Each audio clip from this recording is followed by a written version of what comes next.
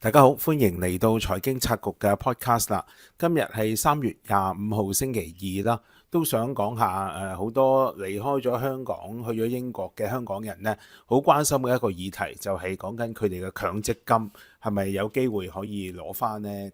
咁其實呢個問題都問咗好幾年㗎啦。咁點解今日會再提呢？就因為係星期日郵報係有喺網站入邊呢係刊登咗篇報導啦，就話佢哋獲得一封呢喺舊年8月由英國外交部嘅中國事務副主任致函俾香港高級英國外交官嘅電郵。個電郵入邊提到咧，英國嘅外相林德偉同匯豐控股嘅主席杜嘉祺咧曾經進行一次會談。當時咧係質問匯豐咧係凍結咗近講緊10億英鎊，即係大約100億港元嘅香港人嘅強積金。咁到底呢批強積金係咪應該發放翻俾香港人呢？特別係呢啲離開咗香港去到英國講緊 BNO 5+1嘅一啲香港嘅朋友呢？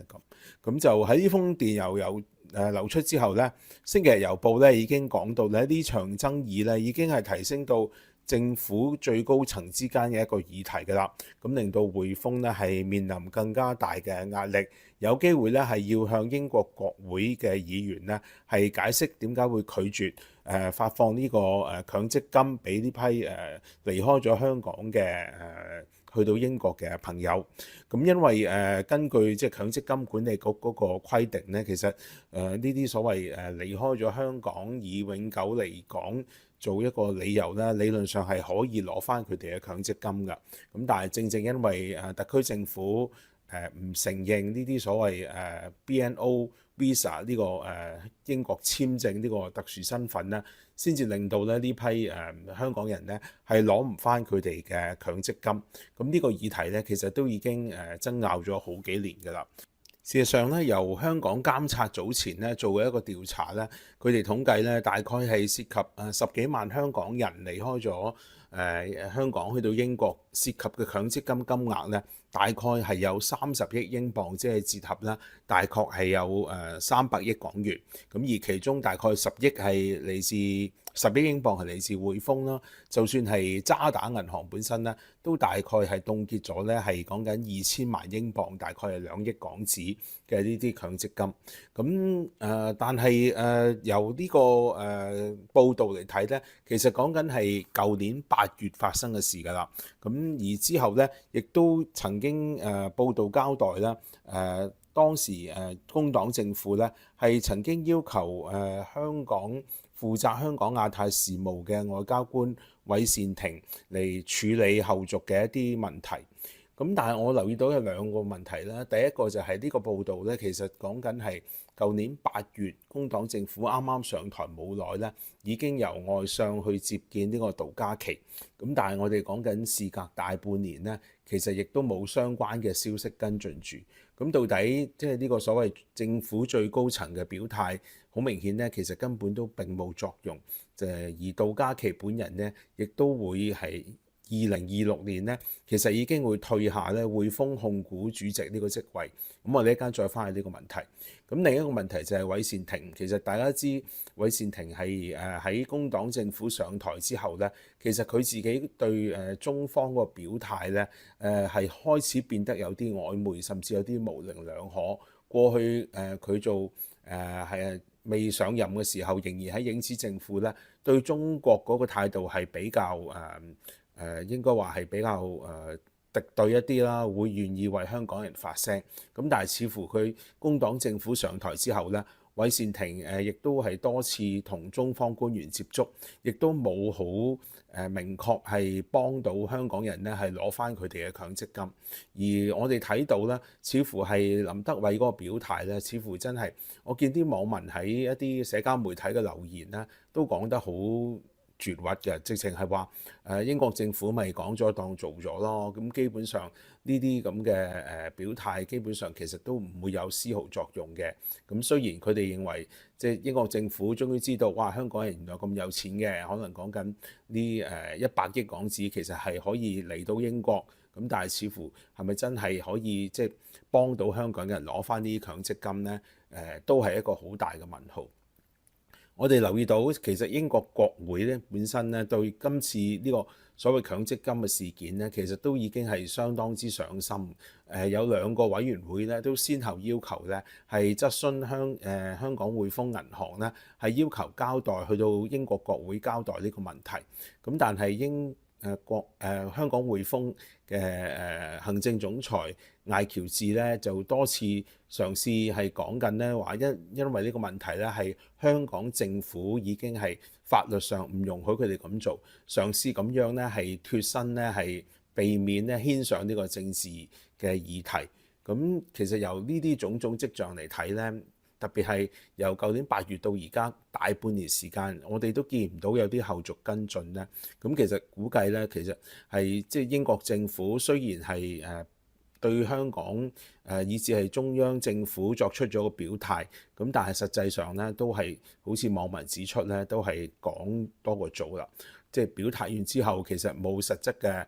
進展咧，可以幫到香港嘅朋友啦，攞翻佢哋嘅強積金。頭先提到杜嘉祺本人，其實佢會到2026年呢就會退下咧匯豐控股嘅主席職位，而最近亦都有消息傳出咧係匯豐控股已經物色緊咧下一任嘅新主席人選。咁由呢啲種種脈絡嚟睇咧，加上杜嘉祺本人其實係即係都相當親中嘅一個商界人物，亦都由舊年開始先後會見夏寶龍，亦都同中國國務院嘅副總理韓立峰會面。咁你見到咧，其實佢係比較係親中嘅一個商人。咁由大家寄望即係匯豐可以喺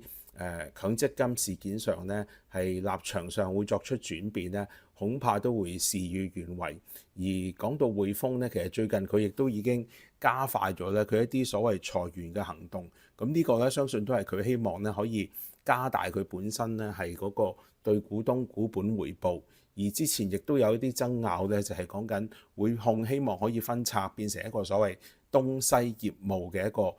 領域，就同以前嘅4大領域咧，仲係簡單化為東邊同埋西邊。咁你見到咧，其實匯豐未來咧都好明顯係要依靠咧中國同香港呢個業務發展咧，係令自己嗰個無論係未來嗰個發展策略啦，以至係股本回報咧，都可以進一步提升。咁所以喺呢個取回 MPF 嗰個問題上咧，我自己係睇得比較悲觀一啲。呢個BNO Visa 嗰個簽證計劃咧，其實喺2020年國安法生效之後咧，就開始已經醖釀推出啦。咁第一批應該就係2021年1月咧，就開始有符合資格嘅香港人就申請，以至係移居英國。其實都接近就嚟去到4年時間啦。咁相信陸續咧喺未來2年咧，都會大家係變成一個先係永居啦，之後係攞到英國入籍嘅身份。咁呢度引發嘅問題就係，當呢啲人真係可以變成入籍，以至係獲得所謂英國居民嘅身份嘅時候，到底佢哋係咪仍然可以用翻呢個途徑用一個永久離港嘅身份呢？因為已經加入英籍啦嘛，係咪可以咁樣攞翻自己嘅 MPF 呢？還是係特區政府仍然會用一啲唔同嘅途徑係留難佢哋呢？過去其實亦都已經有一啲朋友因為係轉跑道啦，所謂即係佢哋可能係之前一啲工作簽證，以至係配偶簽證，變轉換成為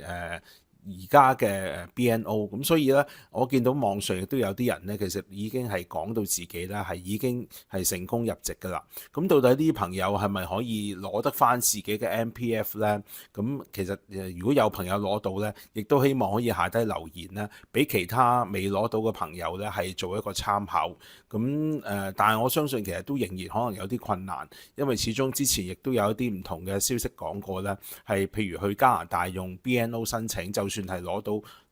當地嘅居民嘅居留權啦，亦都似乎係特區政府會用唔同嘅途徑咧去留難佢哋咧，係可能係攞唔翻佢哋嘅 MPF， 可能要到65歲先至會攞得翻。咁呢個咧其實都會係繼續係似乎反映咧係無論中央政府以至係特區政府咧係留難咧，我哋呢批咧係因為2021年移居海外嘅朋友咧係做呢個佢哋認為咧係一個政治決定。咁所以即係講到最後呢，我似乎對今次即係英國外相去見匯豐主席杜嘉祺嗰個見面呢，其實相信呢最終個成效呢並唔大嘅。咁香港人要因為咁樣而希望可以攞得翻佢哋嘅 MPF 強積金呢，恐怕呢都係